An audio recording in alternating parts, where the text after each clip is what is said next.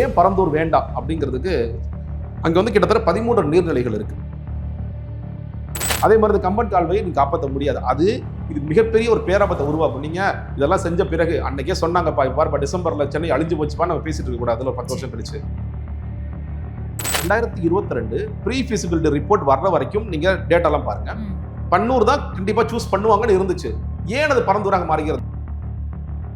பன்னூர் தான் தேர்வு செய்யப்படும். ஏன்னா ப்ரீ ஃபிசிபிலிட்டி ஸ்டடி பார்க்கும்போது அங்கே நீர்நிலைகள் ஒன்றும் கிடையாது, மக்களுடைய வாழ்வாதாரங்கள் பெரிதாக பாதிக்கப்படாது, மக்கள் தொகையும் அங்கே குறைவு. இங்க வந்து 1500 இருக்காங்க, 1000 பேர் குடும்பங்களாக இருக்கிறாங்க. அதனால பெரிய பாதிப்பு இல்லை சொல்லிட்டு இருந்தாங்க. சென்னையிலிருந்து பன்னூர் பக்கமா பரந்தூர் பக்கமான பன்னூர் தான் பக்கம். இதெல்லாமே டேட்டா. நான் சொல்றது எதுவுமே வந்து நானா எக்ஸாஜரேட் பண்ற டேட்டா இருக்கு, அதான் சொல்லி பேசுறேன். அடுத்த தடவை திமுக எதிர்கட்சி ஆயிடுச்சுன்னா ஓடி வந்து முதல் ஆளா பரந்தூர் எதிர்க்கிறாள் திமுக இருப்பாங்க.